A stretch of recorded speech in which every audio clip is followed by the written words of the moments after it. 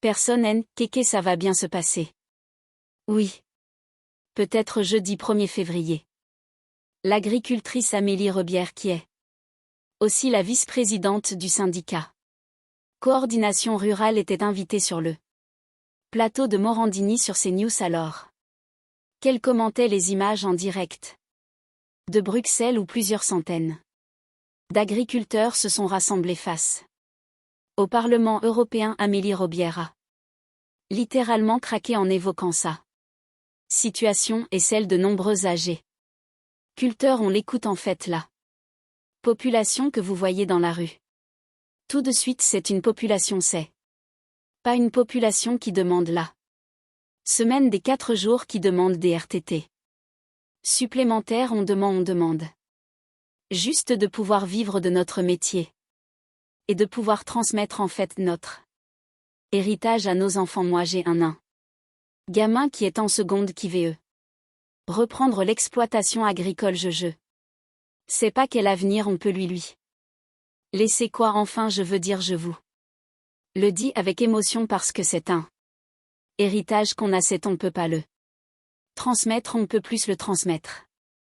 En fait c'est ça le problème, c'est que on est acculé, on peut plus vivre de notre métier. Si vous voyez une scène de chaos comme ça, c'est parce que vous avez une population à bout qui ne vit plus de son métier. Enfin je veux dire, la terre on l'a dans les tripes, on lui doit tout et on n'est pas des matérialistes. On s'en fout d'avoir une Rolex. Nous ce qu'on veut c'est vivre de notre métier et pouvoir transmettre ces valeurs à nos enfants et pouvoir continuer à nourrir la population. Je sais pas si vous rendez compte de la détresse.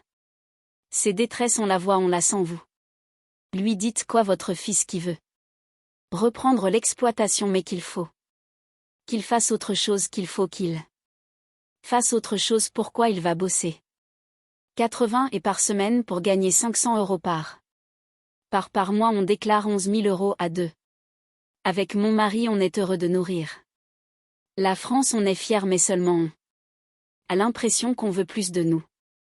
On a l'impression qu'on veut plus de nous. En général vous avez écrasé une larme en écoutant Amélie. J'étais surpris par l'émotion, c'est ce qu'elle dit.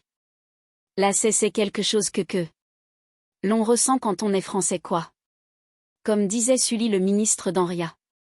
Ces labourage et bâturage sont de mamelles de la France et donc on peut pas, il y a que les incultes et les gens qui ne veulent pas faire, qui ont une vision mondialiste qui laisse tomber tout un PN de notre société. Et je crois que quand on est français à part entière et qu'on souhaite que notre offense vive, eh bien il faut écouter nos paysans, il faut les soutenir, il faut leur apporter notre soutien jour et nuit, il faut aller les encourager. Il a raison sur le même sujet. J'avais fait une vidéo dans laquelle un agriculteur très remonté dit ces 4 vérités à notre cher président et il le loupe vraiment.